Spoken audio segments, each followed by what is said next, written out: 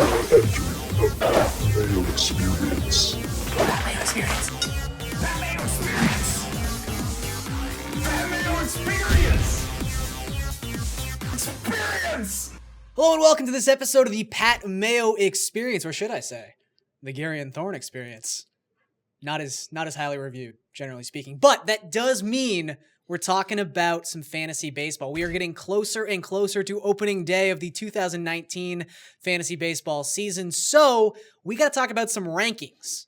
And to do that, we bring in, from The Athletic, one Chris Meaney. Hey, Chris, how's it going, man? It's going great. Happy to talk fantasy baseball. This has been fun. Yeah, kind of rounding out the draft package here we've got Yes. going on the Pat Mayo Experience. So we've talked about your top 50 rankings. We did a quick, very brief top 20 when, this all started about a month ago. We've talked sleepers. We've talked some busts. Talk to some guys who moved around. Yeah. Yeah. So We pretty much hit on it all. pitchers, though, are kind of interesting. We haven't gotten to a lot of starting pitcher talk as of yet. We talked a little Kershaw on one of the prior episodes, but there's some really interesting guys. And this always seems to happen. Every year we get, maybe the top 10 isn't always super interesting, but the 10 to 20 range is always like, that guy's a top 20 pitcher now. Yeah. Interesting. Yeah. And we did talk about, Paxton and Corbin in a prior episode. So if you guys want to hear about them in particular, they are both in the Old Faces, New Places episode. We kind of get into what we think about them for this particular season, but we just thought we would go through your own top 25 starting pitcher rankings for the 2019 season. And, there's not anything shocking off the top. The guys are who they are. But I want to hear you pick them apart a little bit, though. I want to see where we'll get to it. We'll see what happens. But before we get into any of that, I do want to remind everyone, if you want to get into a draw for $20 DK dollars, it's real easy. Seriously, it's like 3 steps. So step 1, like this video. Easy. Step 2, comprehend what I'm saying right now. Easy. Step 3, in the comment section below, let us know who you think is going to be the bust inside the top 10. Which pitcher going inside the top 10 do you think, I don't want to touch that guy with a 20-foot pole going into 2019? So let us know in the comment section below. Easy way to get into a draw for those $20 DK dollars. Make sure you leave your DK username as well so we know who the hell you are. Anyway, let's get into these rankings. Number 1. Yes. Max Scherzer. Of course. Not surprising anyone. No. Number 2, Jacob deGrom. Number 3, Chris Sale. I mean, that's the top 3. Yeah. That's kind of just is what it is. Yeah. You can debate DeGrom, Sale. Yeah, sure. Doesn't really matter, though. Yeah, exactly. Number 4, Justin Verlander. Number 5, Garrett Cole. Little Houston action. Number 6, Corey Kluber. Number 7, Aaron Nola. Number 8, Carlos Carrasco. Number 9, Blake Snell. And number 10, the third Indians pitcher inside the top 10, right? Trevor Bauer. I thought that Snell was probably just the most interesting guy to talk about in this tier. And even the last couple days, maybe I've just kind of had my eyes open for him ever since I took some notes a couple days ago, but it seems like a lot of people are talking about Snell and whether or not we believe he's worth a top 10 spot among starting pitchers. And it seems kind of crazy to say that about a guy coming off an American League Cy Young season. Unbelievable season. But, I get it. Like, even if you only have like a cursory knowledge of Fangraphs and advanced statistics, the first couple things we would teach you about looking for regression candidates among starting pitchers is, okay, did they have a high strand rate? Did they have a low BABIP? Did they win an absorbent amount of games? And especially for a guy who maybe isn't going to work as deep into games as we might like. He checks all of those boxes. He really does, yeah. But at the same time, I still feel this weird confidence about him. And I'm perfectly fine having him at 9. Like, how did you kind of counteract all those things in your mind?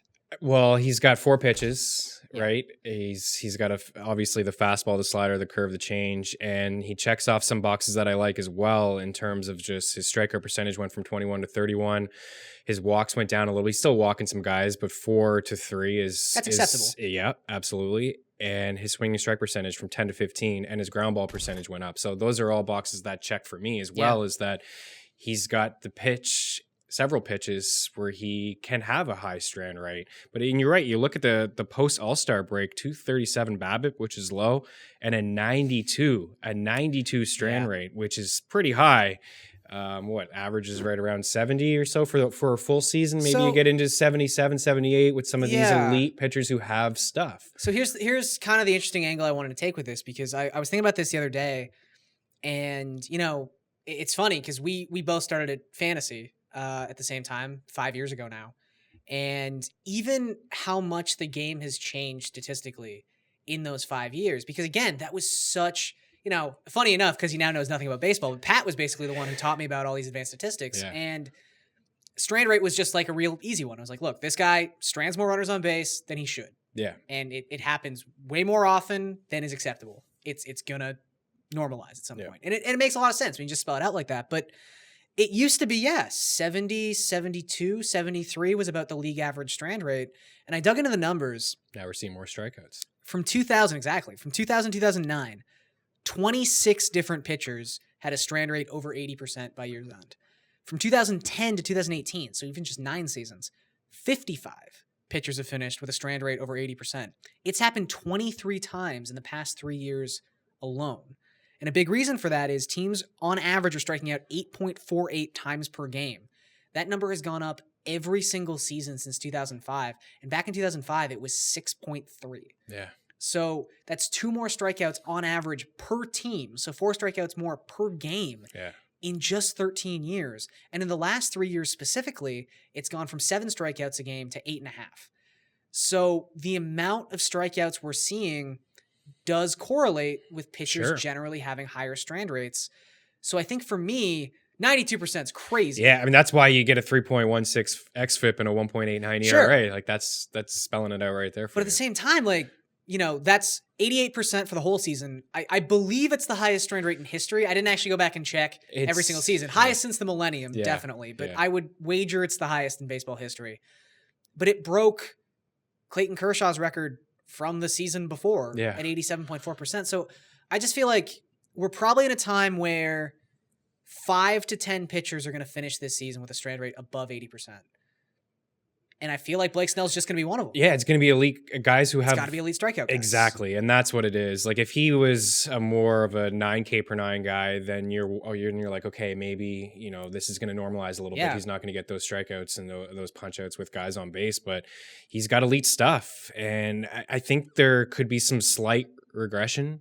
Sure. Slightly. A little bit, but I think slight is the key word. But not a lot where he still doesn't have top 10 upside at his position. So, I'm perfectly fine where he's going. I like that tier of maybe I don't get a top 5 pitcher, and I get a Nola or a Snell in the 3rd round if Nola can fall to me. Yeah. Or I think Snell has been.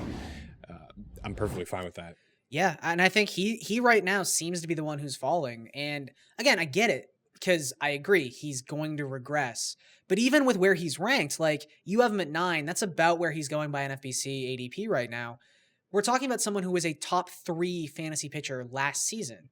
So even if we bake in regression, we've already accounted for that. He's already top at 9. 10. So I people are freaking out like, can you take him inside the top 40? Yes. Yeah, you can. You can. He's an elite with confidence. strikeout pitcher. And I just love the fact that he's always been a great strikeout guy. It's just with some of these younger pitchers, it's the walks. It's been the walks. And in his first, when I saw him first come up a couple years ago, it was like, oh man, his command is brutal. Yeah, I could see the strikeout ability that he had, and then last year, it's like, oh, heading into last season, I can't touch a guy who's walking 4 per 9, and maybe it's even going to get worse. And he had that thing like he didn't even win a game before the All-Star break. Right. It was bad. Yeah, but then the second half, obviously, like those numbers, but he's just striking guys out left, right, and center. He's got more command with his pitches, and he's not walking guys, so he's not getting into trouble. So yeah, there's some tiny red flags, but they're just tiny. But I think we've already accounted for it. Like again, it's always about strikeouts at the end of the day. Absolutely. And you mentioned it before. He's a 4-pitch pitcher. When it comes to strikeout rate, and you want to justify that someone's going to have a 30% strikeout rate, generally I just want to see 1 pitch. I just need to see 1 out pitch that he has. He's got 2. He's got 2 elite ones. If you look at his rates with 2 strikes on opposing batters, he has 2 different pitches that have a 45% whiff rate per swing. That's huge. So like on his slider, which he throws a bunch, this is not small sample size either. On his slider and his curveball, if someone swings at that pitch with 2 strikes, more often than not for the curveball, basically more often than not with the slider, they're going to swing and miss. Yeah. It's and that nuts. Explains the on-base percentage. And if you look at the top 5, like, don't get me wrong, Chris Sale is phenomenal. I love him, but I don't know. some slight concerns. Maybe I'm looking into it too much, but for somebody who was popping up with shoulder injuries last season, we've talked about this. And then if you watch him pitch, he should have been hurt a long time ago. Unfortunately, I think it's coming. And then Kluber, I love Kluber. I think he's great, and that's where we're in the same draft, not in the exact same one, but with you getting Snell and me getting Nola, and there Kluber was sitting there in the second. I'm like, I look at some of the second half starts that he had, and I think he's a fine pitcher across the board, but he's on the decline as well, slowly. And some of these guys like Nola and Snell, I think they're just kind of coming into their own. And I think there's something to be said for maybe waiting to the third round to get a guy who can finish as a top 5 pitcher. Yeah, I think I'm with you. Like, I'm not saying you can't draft Kluber in the second round. I would just rather have Snell in the third round. I'd rather have Nola too, who you have at number 7. So outside the top 10, we get into that really interesting sort of territory. We've got Walker Buehler at number 11. Luis Severino at 12, Noah Syndergaard at 13, Patrick Corbin 14, James Paxton 15. And again, if you guys want to hear a little bit more about them, go check out the Old Faces New Places show on the DraftKings YouTube channel. Jack Flaherty at 16, Jamison Taillon at 17, Clayton Kershaw at 18, Strasburg at 19, German Marquez at 20. And I think that's high. Marquez, I don't think people are drafting him as a top 20 pitcher. No, but I agree with you. Yeah. And we talked about him in that same, or not that same show. That was the new faces inside the top. Talk about him and Wheeler, who is really bumping up as well. Yeah, people really getting into Zach Wheeler. Oh man, like a top 25 guy people are drafting him as. Well, I saw a couple writers yesterday on Twitter were like, Wheeler or Kershaw. And it's like that we might be cutting it a little close there, but I can see it. I could see the similarities. Yeah. Buehler, though, actually, in this kind of not the same conversation with Kershaw. Obviously, there's a lot of stuff going on with Clayton Kershaw, and we got into that inside your top 50 show. Yeah. But I guess that's my big thing with Buehler right now is just, obviously, if you sit down and watch this guy pitch, you're like, yeah, this guy is super talented. I can see why maybe in a year or two he's going to be a top 5 fantasy baseball pitcher. Like, he checks every box, everything's there that you could possibly want. But you look at the Dodgers, Kershaw, Ryu, Hill, Maeda, Ross Stripling, Julio Urias, Brock Stewart, Caleb Ferguson, Dennis Santana. Yeah. And that's not even half of their AAA rotation that could all be pitching in the major leagues right now. Again, I referenced the bat a lot in Derek Carty, but he kind of had this amazing tweet that by the bat's projection system, the Dodgers had 5 pitchers with a sub-4 ERA. Yeah. Or actually, I think it was 6 pitchers with a sub-4 ERA. Who are going to be better than opposing teams' aces. And there was like 8 teams who didn't even have a single pitcher who projected to have a sub-4 ERA. Like, they have so much depth at pitcher, and it seems like Dave Roberts' philosophy has been to not push these guys with more than they can handle. Now, Buehler kind of had that track last season. The innings were limited a little bit.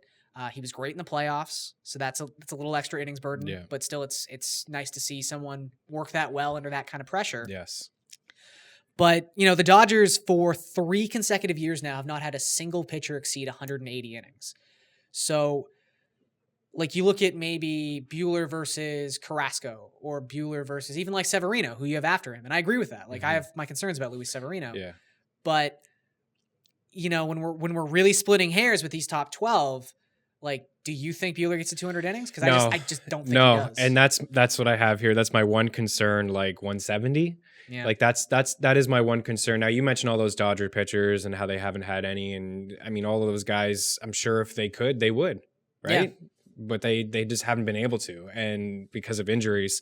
So for Buehler, you're right. We haven't seen a season where he's had that, and he pitched deep into the postseason, and he was phenomenal in the postseason. It's 24 innings. I mean, he gave up 5 of his 10 runs. I think came in one inning. Yeah, against the Braves. And then he, after that, he was actually like he rebounded nicely, and he didn't look flustered at all. 29 strikeout percentage to walk percentage, like in the postseason, was phenomenal.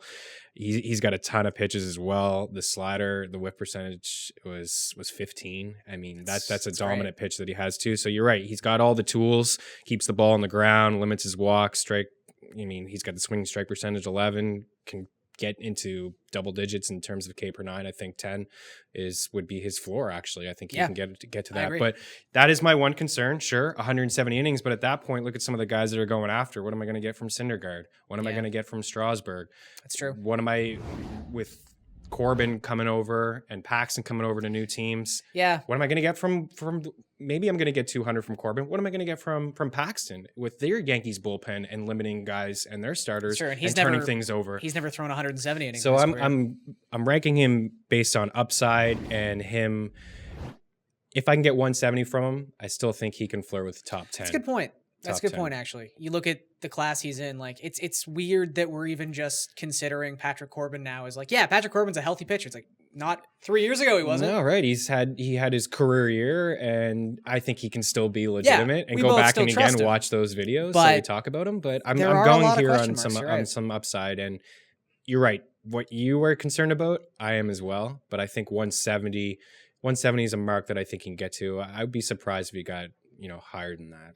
I'm so curious to see what happens because like you talked about, a lot of that, the Dodgers were a team who, if you look at qualified pitcher rankings from last season, they don't have anybody there because they don't have a single pitcher with Right. the innings to qualify, Yeah. which is nuts. It is. But Kershaw was actually hurt. Ryu was actually hurt. Maeda, I don't know. There's some weird stuff going on there. Bullpen starter Weirds me out every single year. But like for Rich sure. Hill Rich actually Hill hurt. Actually hurt. All So these guys. Buehler's like he's a young kid, big guy. You would think that if he stays healthy, I'm just so curious to see if they do come up with one of those Dodger reasons, like, oh yeah, he's got a blister on his finger. Yeah. You can't look at it. And then Don't worry maybe we about start it. thinking about Roberts and what he does. Yeah. and limit some of the pitchers. But I think this time next year, we're talking about him being as a top 5 guy with Nola and Snell into that range. I'm just, if he stays healthy and actually throws 200 innings, I'd like to just see it happen so I know it can happen. Mhm. But I think you bring up a good point. There's a lot of question marks about innings durability with this tier of pitchers. So I think having him up top with that strikeout potential is completely justified. Severino's right behind him at number 12. You were talking about earlier how we had a very similar start to our fantasy baseball invitational drafts.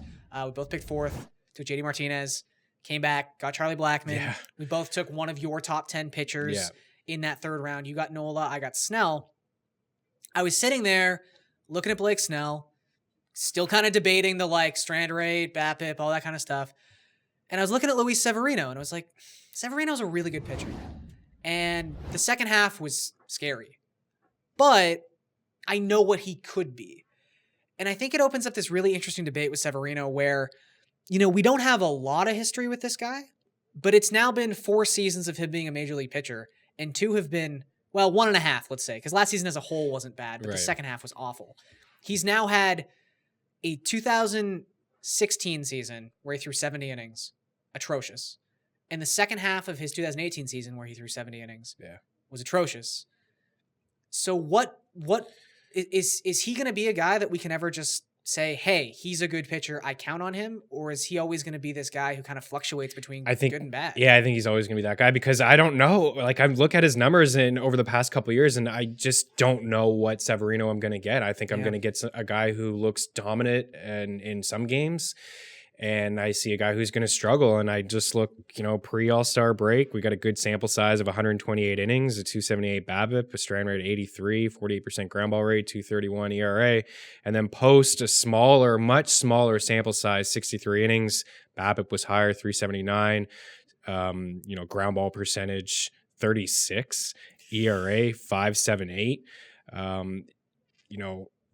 I don't know what guy I'm going to get from him. I look from year to year and the ground ball has gone back and forth from 50 to 41. Swinging strike percentage has really kind of stayed on par, 13, 12, 13. It's just, what I noticed from him last year in the second half was his fastball. I mean, he couldn't throw it with confidence. It got crushed. It got crushed. It got hit a ton. July 7th on, 344 average off the fastball with 22 opponent extra base hits. Giving up more home runs. And the problem with Severino in the fastball, we've talked a lot about this already, actually, when it comes to Buehler, when it comes to Snell. So let's say Blake Snell or Walker Buehler go to the mound one day and their secondary pitch isn't working. It's fine. They've got 2 other options to go to. This was the knock on Severino 2 years ago when he came out of that awful 2016 season where you're like, what can we expect from this guy? And I remember one of the turning points for me going into 2017, which turned out to be a great season, was he was starting to develop the changeup. And it was like, good, because he needs a third pitch. He was straight fastball slider. And if you don't have your slider, Exactly. people are hitting that fastball. the changeup's still not like great. No. And even when he has it, he's only a 3-pitch pitcher. Like the slider is devastating. But his fastball was getting hit hard. And at Yankee Stadium, that's a bad recipe. Like, you know, we can look at the second half and say an 18.1% home run to fly ball ratio seems a little high. Yeah. But if you take out the first half of 2018, from 2015 to 2017, his home run to fly ball ratio was 15.2%. Like, Right. this has always been a problem. Yeah. So now we're like, is the first half of last season the outlier? And that's worrisome if you're taking him in 36th. Right. So He confuses me altogether. Yeah. Like, I think he's a good pitcher, but I just don't feel like with some of those guys ahead of him, I think there's more consistency with them. And again, he's still has upside to be an SP1 Sure. for you. And I think that's why you have to put him at 12. But I know even when I do my rankings, it's like some guys I just put in the spot where they're being drafted on average. And I go, I can't figure this guy out. I'm going to kind of like split the difference. I'm going to put him here, but I'm not taking him. Right. And I'm not touching No, I'm Luis not touching him Severino either, especially because that second half, like if it was flipped, I would feel better. Honestly, I would. Sure. He started off bad and he corrected yeah, it if he and got figured great, it out in he'd the be second fine. half with Yeah. whatever, but it's the opposite. It's the fastball that you just mentioned. He was just getting crushed with that pitch, and if that's his go-to or that's how he's getting ahead of guys in the count, like, yikes. Yeah, like Severino right now is going around pick like 35. Yeah. Corbin's kind of fluctuated. Like some people really believe, some people don't. But Mhm. if you can get him at pick 50, just take Corbin the next round. Right. I think that's Yeah. kind of the way to go. And if you want a Yankee pitcher, even just take Paxton. Just take a round and a half Paxton. later. Yeah, Like, we already talked about it. both have Paxton's going to have a concerns, career but- year, I think. yeah, I have serious question marks about Luis Severino. And it's always one of those things too where oftentimes I can ask myself a question about a player and find the answer somewhere in the stats. Right. I don't That's know the answer. That's my thing, Garion, I is just that don't. there's too many, when I look into his numbers, there's just too many question marks. There's just not enough answers. Let's talk about Jamison Taillon. He comes in number 17. We kind of talked about this a little bit in your top 50 show. You've got him paired with Clayton Kershaw, essentially. And actually, I think that's very, very apt. You look at Kershaw's numbers from last season, kind of mirrored the numbers we saw when Taillon found that slider. And a lot of smart people are in on Taillon. They really are. Like, Eno Saris He's all over loves Jamison Taillon. Yeah. And Eno's like one of my favorite fantasy baseball writers. Same. So, you know, when someone like that has the confidence in a guy, I'm like, okay, cool. I trust him too. Yeah. And when you look at, you know, the great fantasy baseball invitational drafts we've been doing, I was able to get Taillon in the 5th round. He's going in like late 3rd, early 4th. He's going a little high. And I think that's a little extreme because even the magic slider, like we talked about this with Marquez a little bit. Didn't I love throw it. it at all last year or a year before. Yeah, Didn't it's even crazy. throw it. Just Didn't came out of have it. nowhere. Yeah. And it's great to see, you know, this happened with Marquez with the same pitch, although at least he was kind of throwing a Yes, he slider. was. Yeah. But when you have this like, wow, what changed? And there's such an obvious thing that changed, you're like, cool, that justifies it completely. I can get in on it. But with Marquez, it was like, okay, he went from a guy with a 24% strikeout rate and bad numbers, started throwing that slider even more. Now he's got great numbers and a 35% strikeout rate. Yeah. Taillon still didn't really strike anybody out. No. And like, again, I think where you have him at 17, and I think I proved this by taking him in the 5th round, I'm fine with that. I think he's a guy who could have a sub-3 ERA. PNC's a great pitcher's park. Like, there's a lot of things working in his favor. But if you're someone who's looking to take this guy in the 4th or the 3rd, like, I just don't know if he has the strikeout upside to live up to that. I agree with that too. And you mentioned Eno, and Matt Modica is another guy who likes him a lot. They're both all over the athletic and diving into pitcher stats. And, you know, He's got everybody at that level. yeah, there's, like I said before in the last show, like these guys are really just pumping out quality content.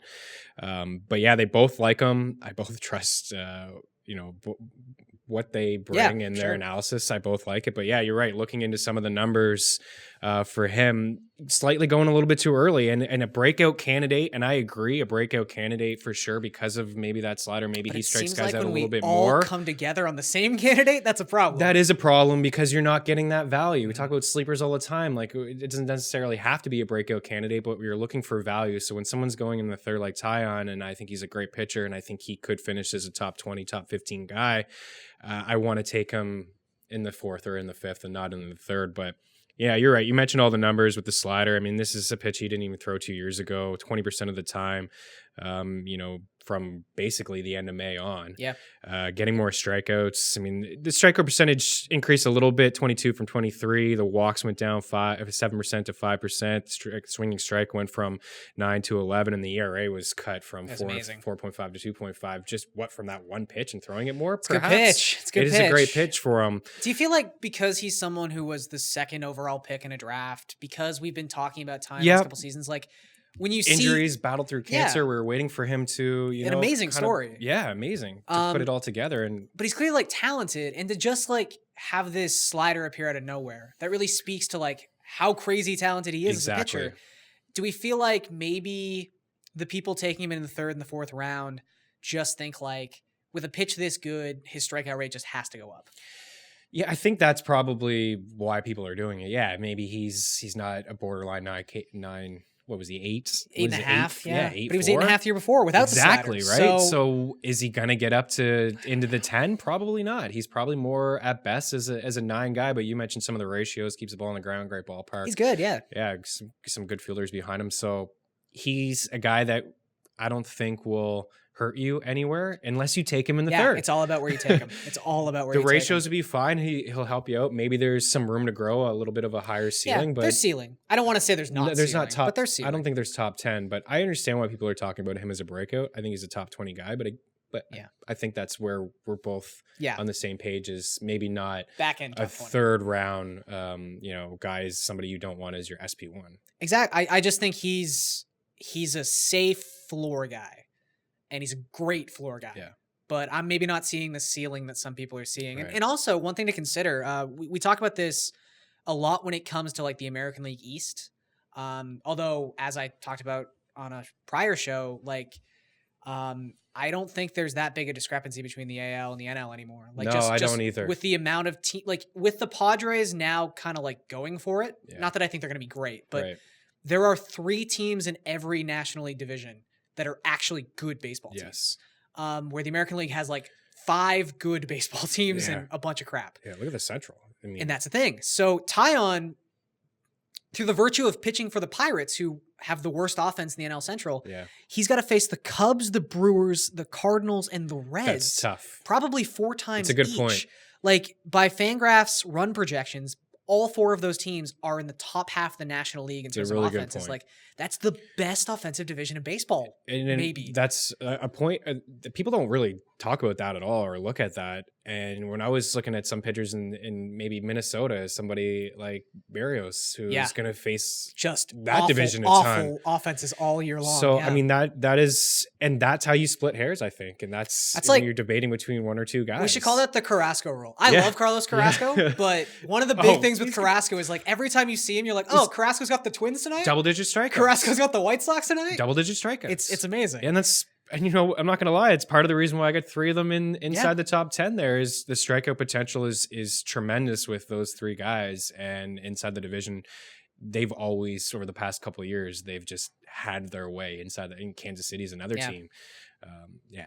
White Sox. Because I'm just thinking, like, I own Taillon obviously now in a league or 2, and I think I got him at a fair price. But, sometimes you want to put yourself in the mindset of, like, playing DraftKings or whatever. And it's like, if Taillon's priced at, like, 8-7, and he's taking on the Brewers in Milwaukee, am I using Jamison? No, I'm not using Jamison Taillon. No. So it's kind of a weird thing to think about in that aspect. It's a good division. Yeah, it's a good division. Really is. So be careful with how high you get on Taillon. I think is kind of what we're talking about here. Strasburg comes in at 19. Sort of an interesting guy to pair with Walker Buehler, because like you were talking about, if we have concerns that aren't even injury based with Buehler, they are very injury based with Steven Strasburg. No doubt. And even beyond just the inning stuff, 3.74 ERA, the worst of his career. 3.62 FIP, worst of his career. 1.25 home runs per 9, worst of his career.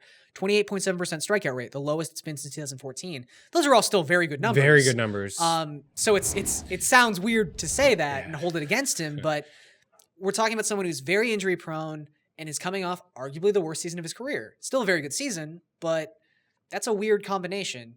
And yet, I almost feel like as an industry, we've kind of just become desensitized to Steven Strasburg. Like, if he throws 170 innings this season, I think he's without question a top 15 pitcher. I would move him up if you told me that. Yeah. I would move him up if you told me that. Just hasn't happened a lot. It just, I mean, he's averaging 150 in his career. Yeah. He's hit 200 once. I have the same numbers as you, all the career lows for him. You know, the K per 9 is slowly moving the other way. Velocity has moved the other way. And yeah, the innings the last few years, 127, 147, 175, 130. Yeah. I hate that saying it is what it is, but it really is with Strasburg's.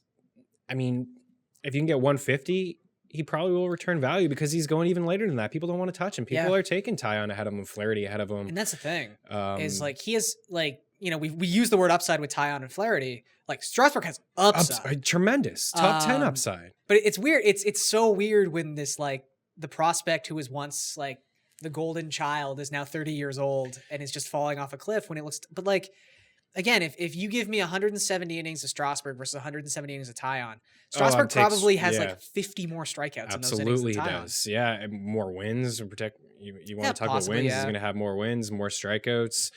Is somebody who's had a sub 4 ERA now over the last few years. Like, he can bank on that. Like, those ratio numbers, even, you know, talking about a career low for him is still, like you said, solid numbers. So I'm just not buying into 170. I'm just not. I mean, like I said, I've only seen it once over the last 4 years, and it's so tough. It's like, it's kind of a cop out to say that, but if he can get 150, he probably returns value for where he's going, because Garion, like I said, he's going outside the top 20, and for the most part, he can get you 150. I think he returns value in a roto league for sure, but there's just some question marks. You want to? Yeah. I'm not saying to completely avoid him at all. If you're playing a lot of fantasy baseball, you do several drafts, take a couple flyers on him, because if he turns around, he's a guy you want a piece of somewhere. Absolutely. And I think you were really right about, like, he's one of those few players who actually it matters what format of fantasy you're playing in.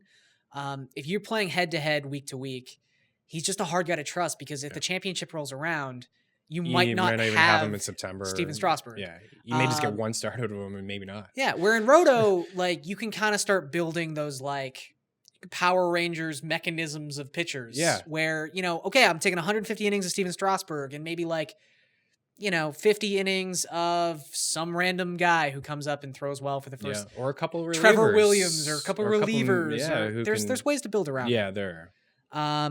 But yeah, he's definitely a mystery. Also got hit really hard at Nationals Park last year. Yeah, which is again, some of the numbers concerning. You mentioned 32 heading the other way. It's too bad, because when he gets going, I think he's one of the better pitchers in baseball. I really do. Well, I remember skipping a college class because he came to Toronto and pitched a 1:00 game. I was like, I have to see this guy pitch. And it just doesn't seem like we have that same sort of adoration for him anymore. But when he came up, it was a thing. Definitely. Rounding out the top 25, we've got Jose Berrios at number 21, Charlie Morton at number 22, Zach Wheeler at 23, Mike Foltynewicz at 24, and David Price at 25. Morton's just really interesting. Yeah. And it seems like it's kind of curious, actually, how that he's not more in favor with a lot of people. Like, his NFBC ADP right now, 119.2. So you definitely don't need to take him. No, but where he's going, when you look at what he did last year, like, you know, and again, we could hold the innings thing against him, but everyone we've just talked about, there's innings concerns. Like, even Taillon's never thrown 200 innings. Like, so, you know, when you look at a guy like Morton, and the first thing everyone says is like, he's old and he hasn't thrown more than like 170 innings since 2011. And he was a completely different pitcher back then. Yeah. Oh yeah. Sure. I get it. But at the same time, like, his fastball velocity has gone up every single season, which is remarkable to think at his age. 97 now, which is nuts. It is crazy. His curveball is incredible. Yep. And maybe they kind of hold the second half against him a little bit too. Like, his strikeout rate fell from like 31.2% to 24.2%. His FIP was like over 4 in the second half. His control, shoulder too, which I'll say is a red flag. It was a little. I'll be honest, it was a little uneasy to put this whole tier that we'll talk about, Morton and Wheeler and Folty, like these guys inside that tier, and having guys like Greinke outside there and Price outside there. I just think they have more upside though. That's what I'm going for here and you know, you're right. Velocity 3 straight years with this guy, which is remarkable at his age. He's completely different pitcher. Curveball is the pitch for him, threw it 29% of the time, 18 swinging strike percentage on that pitch, which is completely elite. Keeps the ball on the ground. And over the last 2 years, is all the pitchers who've had at least 300 innings, his 10.44 K per 9 is ranked 11th. So he's been a strikeout guy. just because I have him as a top 30, I'm telling you, he's going outside the top 40. He's going outside the top 30. He's in late. that range where people are like, whatever. He's a great target in there as somebody, maybe you get him as your SP3 or SP4, as someone I think has borderline upside to be a 2 for you for a little bit. And again, like we talk about this a lot, constructing innings. Like if you can get 130, 140 elite innings from Morton, because that's what they are. Like last season, for a time, he was like a top 6, 7 pitcher in fantasy baseball. You know, those are still super valuable in a roto league, regardless of what happened, regardless if he gets hurt. Like, sure, you have to replace him, but you don't delete the innings that he just gave you. Right. So, you know, I think Tampa's a really good pitcher's park. They tend to just get the best out of all their pitchers. Yeah. They've got a really good institution in place there. So for a lot of people, it would be concerning a guy going away from Houston, who's a very similar sort of construct, but I think he landed in a really good spot in Tampa Bay. But yeah, the age, the innings, the age and the shoulder. The fact he got roughed up in that playoff start too, I think you kind of hold that against him. And I think that's why he's going a little bit later than maybe what he normally would if he didn't have that September, he didn't have that shoulder issue, and then you look at his age and you wonder, okay, eventually it's going to come crashing down for him, but I still think he's an elite strikeout pitcher, and that's why he's almost like the inverse of Clayton Kershaw, though, in the sense that, you know, because he's so injury prone, he doesn't have a ton of mileage on his arm. Right. So he's 36, but he's not really 36 because he's only thrown. Yeah, he's not getting up to that 200. Yeah, he's only thrown like 125 innings the last couple seasons. Like, so you can kind of look at it in a weird way from an optimistic standpoint. But I'm with you. I just think like you look at the kind of the tier he's going in. It's like, you know, there's like Nicholas, there's Luis Castillo. And Nicholas, I'm not in on. Yeah, it's like a ratio guy, but I don't want somebody who's striking at 6 per. No, I just but like, don't have much interest in that. You think about people reaching up to take Luis Castillo, who was just bad last season, and their justification is always like, "Oh, he's got strikeout upside."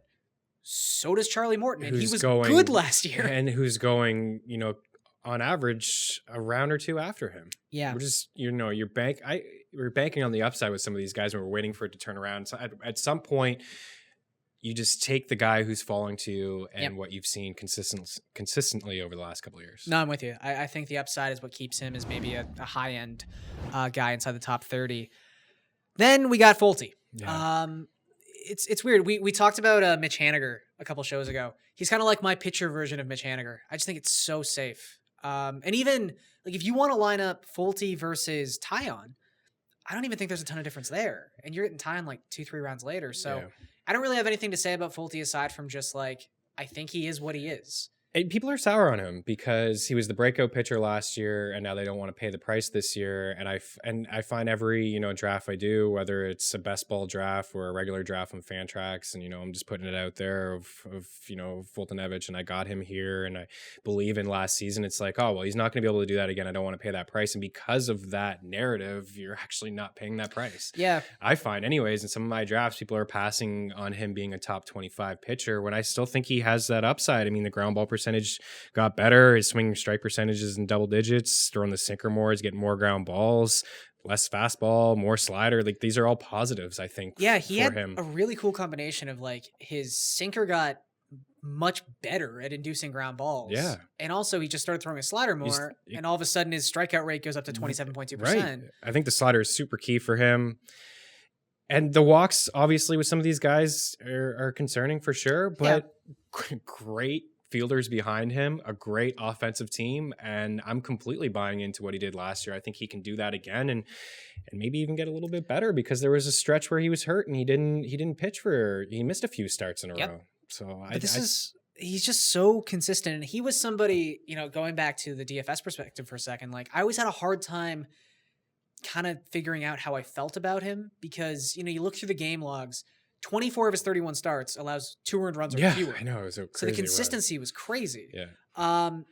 And then on the other side of the coin, only 2 of his 31 starts did he strike out double-digit guys. So again, I just think he's this amazing floor pitcher. And there's, you know, going back to the boring players conversation, he's not boring because he's suddenly shot up like 200 picks, but he's the kind of guy, even in like 2 years, who I feel like is going to slowly kind of fall down to like the 130, 140 range, even though he's doing the exact same thing because people just get so bored of guys who don't have upside. Yeah. And there's nothing wrong with taking a floor player. There's nothing wrong with your SP3 definitely throwing 180 innings, having a 3.2 ERA and striking out like 175, 180 guys. For sure. So I think that he's just very safe. And you brought up a really good point too about Atlanta's defense. Oh, it's probably the best in the league. So last season it was by Fangraphs WAR. It was the best defense in the league. So you look at even at the 251 BABIP. I'm not saying he's going to have a 250 BABIP again, but you know, we've had this conversation as it pertains to like Kyle Hendricks. We had this a little bit with his former teammate Anibal Sanchez. When you have a really good defense behind you and you're able to sort of mitigate hard contact, he doesn't do it quite as well as Anibal does. Right. But, you know, defense helps. Defense helps BABIP. Certainly. So, and the offense is going to help too. Like, I don't want to get crazy over wins, and they're hard to predict. He should have 15, 16, 17 wins. I would be shocked if he didn't have 15. Yeah, it's true. Yeah. I think he's just really, really, really safe. And, you know, even to have him paired with Price, it's like, I see Price in a similar vein. It's just I don't know. I'm a little uneasy about Price. Last year surprised me, to be honest with you, that I thought he was almost done. Like, I didn't know if he was going to be able to put together the innings, and he did down the stretch, and in the postseason he was phenomenal. But I just think if you look at them in the sense of like, these are guys who might average a strikeout per inning, but you don't need them to. They're guys on really good teams who could probably get you wins. Yeah. They're guys who I don't expect to have like a sub-3 ERA, but it's going to be like 3.5. Yeah. Nothing sexy, right? But just they'll get you what you need from that spot in the draft. They'll hit value. They'll just always hit value. On the way out, put you on the spot. Is there anyone outside that top 25 that you would have in there that you really like, or some other guys that you're targeting? Charlie Morton was kind of the guy. Yeah, and I've been looking at him a lot. If you look at the rankings at the Athletic with Eno and company, I am the highest on Charlie Morton. Mm-hmm. But again, I don't feel like I need to take him there. I just feel like if you waited out on starting pitcher at that point in your draft, he's a good target for you in the middle rounds. There's sort of a weird tier for me at like from pick 120 to pick 150 when I'm looking for starting pitchers, and I actually find in drafts now I'm a lot more. This is kind of when I'm looking to take relievers, because there's just a couple names that I'm not really sold on. Like again, Luis Castillo, I just don't want to pay the price. There's guys there like I seem to keep getting like Eduardo Rodriguez is like my SP3. Yeah. A lot of hype on him too this year. Yeah, and his price point has gone way up. Yeah. And there's obviously some red flags when it comes to him and his durability. Yeah, big time. But I think that kind of speaks to me about just my uncertainty with that tier and just waiting it out on some upside guys. Yeah. And just look for some upside guys. And I think Morton is definitely one of those guys who you've obviously identified and I've identified too as someone I'm very comfortable having as my SP3. Yeah. And you can get him as your SP3. Which really works. Chris, before we get out of here, why don't you tell people about the Athletics Draft Guide? Yeah, the Athletic Draft Guide is phenomenal. Every day there's something else coming out. We've got breakdowns from, every single position. Just there's so much, Gary, and there really is. And there's a lot of just bright minds. So check it out. Rankings are there, updated all the time. Mine are on there, updated all the time. Jake's on there, he's one of the top. Always got rankings, loves rankings. Is ranking Cyril the other day.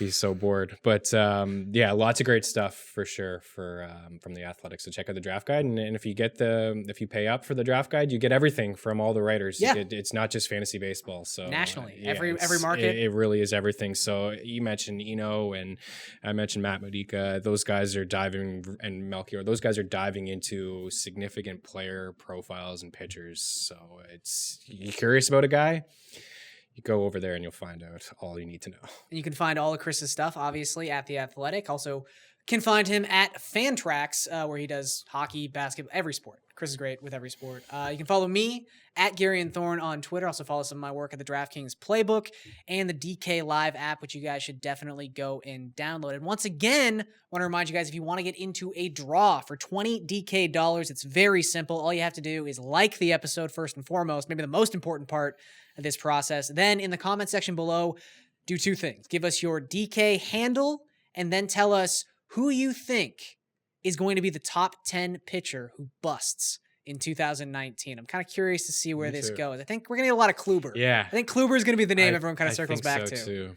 But we'll see. We'll definitely get a sense of that. So thank you guys so much for watching this episode of the Pat Mayo Experience Sans Pat Mayo, I'm Garion Thorne. I'll catch you later. Fat Mayo experience! Experience!